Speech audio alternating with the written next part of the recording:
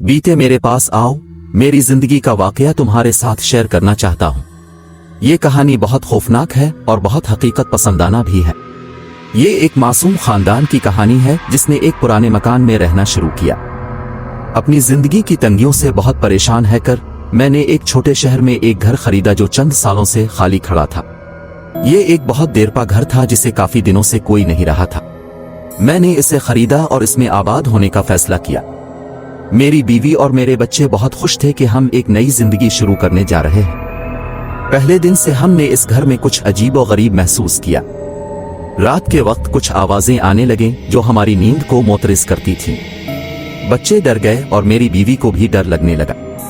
दिन बुत दिन आवाजें बढ़ती गईं। मेरा होश ये गायब हो गया था। मैं अपनी मेहनत की कमाई पर नजर रखते हुए अपने आप को दलील दिया करता था। मासूम खानदान के लिए सही नहीं हो सकता। हमारी जिंदगी में अजीब और गरीब वाकयात होने लगे। एक रात मैंने ख्वाब में एक शख्स को देखा जो कुछ कह रहा था, लेकिन मेरे पास आते हैं वो नजरों से गए। मैं बेदार हो गया और देखा सभी रात हमें ख्वाबों में वही खौफनाक शख्स दुखता रहा।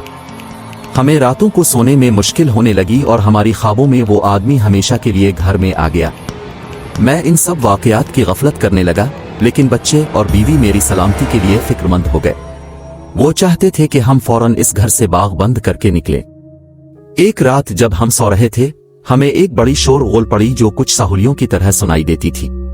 मैं और मेरी बीवी बच्चों की तरफ दौड़े और देखा कि घर के इलाके में एक खूनी निशानती राह बनी हुई है। वो निशानती राह एक गहरी खिड़की के पास ले जा रही थी।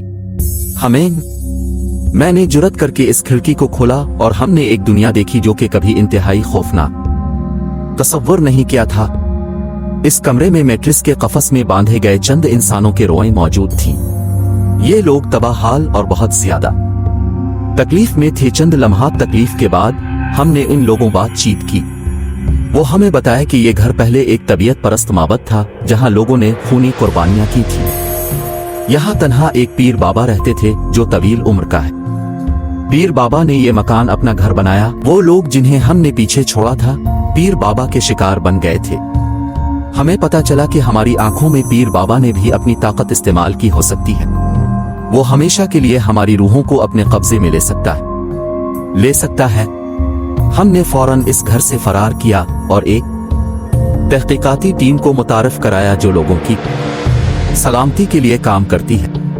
वो टीम ने पीर बाबा को गिरफ्तार कर लिया और इंसानों पर किए गए जादुई अमल को खत्म किया।